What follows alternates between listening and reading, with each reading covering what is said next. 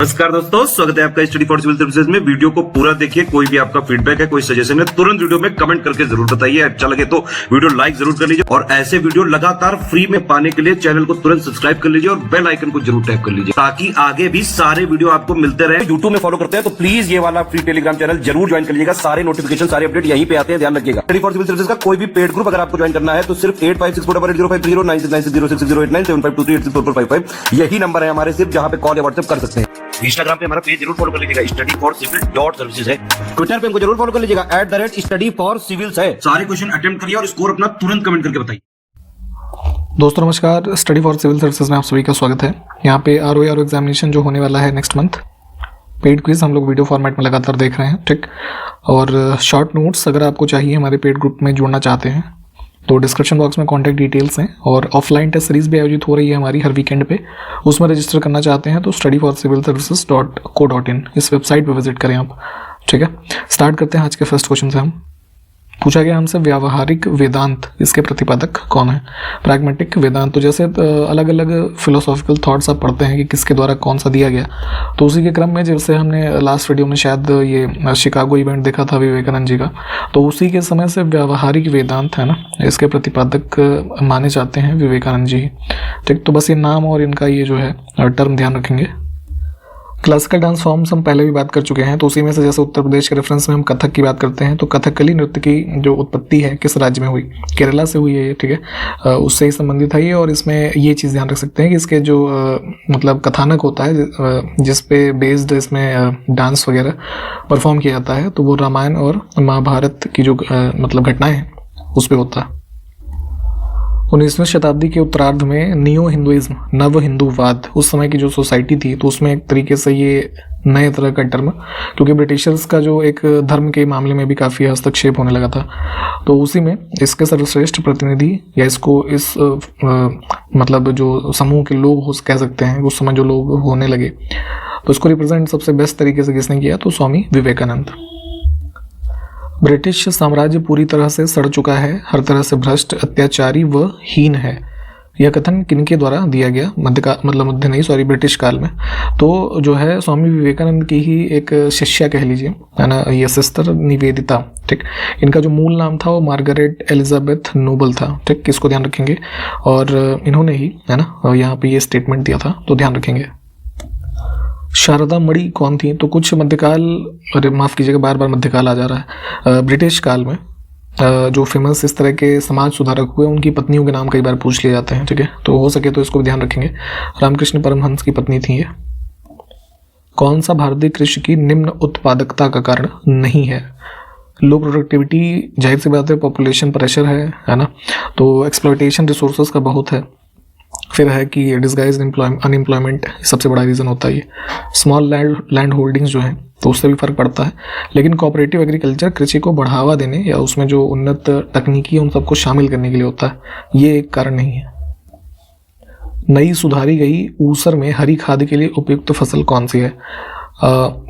जो हमारी ये इधर देखेंगे इंडो गैंगेटिक प्लेन में खास करके जो इस तरह की सॉइल्स हैं, तो ऊसर और बंजर टाइप की जो सॉइल्स हैं उसको थोड़ा कल्टीवेबल बनाया गया, तो उसी क्रम में वहाँ पे कल्टीवेशन पॉसिबल हो सके अच्छे से, तो उसके लिए सबसे बेस्ट इन ऑप्शंस में से जो ग्रीन मन्यूर हम यूज़ कर सकते हैं, ये लोबिया है ना, ये आपने शायद देखा होगा, बरसात के मौसम में एक सब्जी आती है, तो वो खाद के रूप में भी कार्य करती है।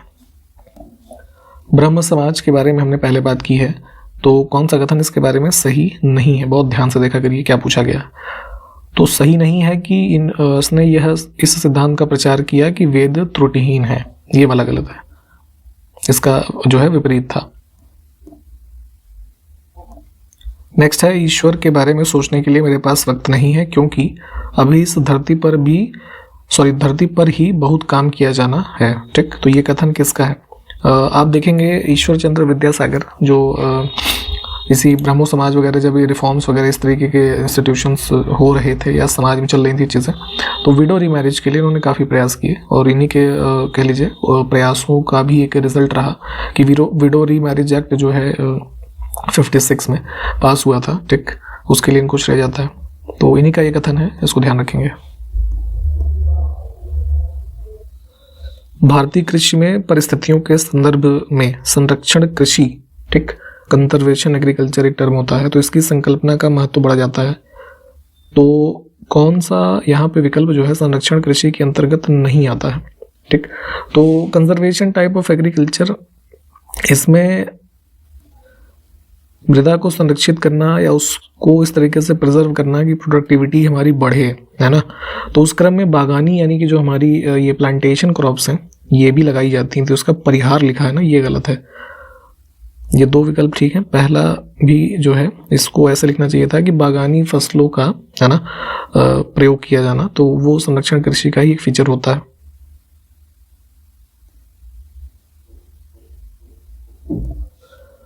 भारत ने किस ओलंपिक खेल में पहली बार स्वर्ण पदक जीता, ठीक। तो जैसे भी जो सबसे लास्ट बार हुए तो नीरज चोपड़ा का नाम काफ़ी पॉपुलर रहा था। तो ओलंपिक गेम्स जब से स्टार्ट हुए तो इंडिया की टीम, है ना, तो खैर उस समय तो ब्रिटिश इंडिया की टीम थी। तो 1928 में जो ओलंपिक्स हुए एम्स्टर्डम में, ठीक है, तो यहाँ पे जो हॉकी टीम थी, ठीक है, इन्होंने गोल्ड मेडल जीता था। खेतड़ी एक टाउन है इसमें राजस्थान में, ठीक, तो झुंझुनू डिस्ट्रिक्ट में, ये भी ध्यान रख सकते हैं। तो किस लिए फेमस है, तो यहाँ पे जो है डिपॉजिट्स हैं हमारे उसके कॉपर, ऑप्शन सी के, ठीक। नेक्स्ट है बैलाडीला खान किस खनिज से संबंधित है, तो इसमें छत्तीसगढ़ में देखेंगे ये माइंस काफ़ी पॉपुलर है, आयरन ओर्स, ठीक है, इसके लिए। प्रोडक्शन में सबसे बड़ा राज्य कौन सा है उत्तर प्रदेश का, सॉरी भारत का, ये तांबे का, ठीक। तो मध्य प्रदेश, ऑप्शन फर्स्ट। इसमें से उपधातु का समूह चुनना है, ठीक। एक होता है मेटल, दूसरा नॉन मेटल, तीसरा मेटलॉइड। तो मेटलॉइड क्या है कि मेटल और नॉन मेटल के बीच में जो हीट और इलेक्ट्रिसिटी कंडक्शन है उसके यूज़ में एक तरीके से, है ना, लिया जाता है। अब इन विकल्पों में देखेंगे तो बोरॉन, सिलिकॉन और एंटीमनी, ये वाला विकल्प ठीक हो जाएगा। इसके अलावा जैसे जर्मेनियम होता है, आर्सेनिक, इसके अलावा ये टेलुरियम ऐसे कर कुछ होता है, इसको देख लीजिएगा एक बार, पोलोनियम और ये एस्टेटिन, है ना, ये चीज़ें होती हैं मेटलॉइड। नेक्स्ट है अलारिपु नृत्य भारत के किस शास्त्रीय नृत्य का एक रूप है, ठीक है। तो ये फॉर्म है उसका भरतनाट्यम का। कौन सा विकल्प भारत में ऋण का एक संस्थागत स्रोत है, ठीक है। तो क्रेडिट के कई सारे सोर्सेज हैं इंडिया में, फॉर्मल और नॉन फॉर्मल। तो फॉर्मल के रूप में इंस्टीट्यूशनल जो हमारे सोर्सेज हैं जैसा कि कॉमर्शियल बैंक, ठीक है। इसके अलावा जैसे कुछ MSMEs भी हैं, कुछ हमारे शेड्यूल्ड कॉमर्शियल बैंक में जैसे ये RRBs वाले होते हैं, है ना, ये हो गए। बाकी यहाँ पे जैसे ये 3 ऑप्शन है तो ये सब ये हैं, मतलब नॉन इंस्टीट्यूशनल। पैसा तो यहाँ से भी मिल जाएगा लेकिन कोई गारंटी वगैरह नहीं है। संविधान के अनुच्छेद इसमें से कौन सा है जिसके अनुसार भारत के प्रत्येक नागरिक का यह कर्तव्य होगा कि वह वैज्ञानिक दृष्टिकोण, मानवतावाद और ज्ञानार्जन तथा सुधार की भावना विकसित करे। तो ये सारी चीज़ें हमारी कहाँ में मेंशन्ड है, फंडामेंटल ड्यूटीज़ के रूप में 51A में। 11 ड्यूटीज़ पे एक बार नज़र लगा के चलेंगे, एग्जाम में कुछ ना कुछ पूछ लेता है। हेमिस फेस्टिवल बताया गया था शायद पहले भी कि मनाया जाता है लद्दाख के रीजन में, ठीक। तो इस पर किस धर्म का प्रभाव है, तो ये बुद्धिज्म से संबंधित फेस्टिवल एक प्रकार का होता है। इसमें से कौन अलीगढ़ आंदोलन के संस्थापक थे जो भारत में मुसलमानों के पुनरुद्धार के लिए काफ़ी हद तक उत्तरदायी था। 19वीं सेंचुरी में ये मूवमेंट चला जो है अलीगढ़ मूवमेंट, सर सैयद अहमद खान के द्वारा। ऑप्शन सी को चुनेंगे, ठीक है। इसमें मुख्य रूप से ये जो है एजुकेशनल रूप से सोसाइटी को अपनी जो है रिफॉर्म करना चाहते थे उसमें, और इनका सबसे बड़ा एक जो कह लीजिए वो था माइलस्टोन जो अचीव किया इन्होंने, ग्रेटेस्ट अचीवमेंट कह सकते हैं, मोहम्मडन एंग्लो ओरिएंटल कॉलेज, ठीक है। दिस वाज एस्टैब्लिश्ड इन 1875, जो कि अब जाना जाता है अलीगढ़ मुस्लिम यूनिवर्सिटी के नाम से, ठीक।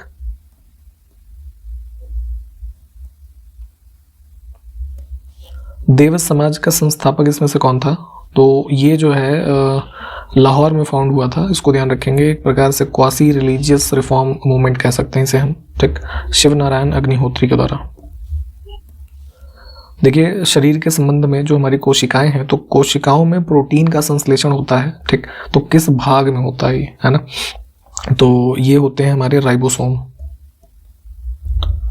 महाराष्ट्र में प्रार्थना समाज का मुख्य संचालक कौन था, तो 1867 के अराउंड में जो है आत्माराम पांडुरंग थे, उनके द्वारा प्रार्थना समाज का कह लीजिए एक तरीके से फाउंडेशन किया गया। और ये पॉपुलर तब से हुआ जब इसका संचालन महाराष्ट्र के पूरे रीजन में मुख्य रूप से MG रानाडे ये करने लगे। ठीक है, महादेव गोविंद रानाडे नाम था इनका, तो इन्हीं को मुख्य संचालक भी माना जाता है। नेक्स्ट है टाइफ्लोप्स है। क्या होता है ये? तो एक प्रकार का ये मतलब जीन है किसका? ब्लाइंड स्नेक, अंधे होते हैं ये और पाए जाते हैं मुख्यतः यूरोप में और कुछ अफ्रीकन रीजन में। ठीक, पिछड़े वर्गों का उत्थान किसका मुख्य कार्यक्रम था? तो यहाँ पे जैसे इस तरह के जो इंस्टीट्यूशंस बने है ना, प्रोग्राम्स बने, उसमें टारगेटेड वर्ग कौन था ये भी पढ़ा करिए। ठीक है, कई बार ये चीज़ें भी पूछी जाती हैं। तो सत्यशोधक समाज जो था ज्योतिराव फुले वाला, उसमें मुख्य रूप से ये ऑब्जेक्टिव था, ऑप्शन सी। अगला है 1873 में सत्यशोधक समाज की स्थापना, तो अभी बताया गया आपको, ऑप्शन बी। पंडित शिव कुमार शर्मा को इसमें से कौन से वाद्य यंत्र को बजाने में उनकी महारत के लिए उन्हें याद किया जाता है? तो भारत के जो ये फेमस हमारे संतूर प्लेयर थे।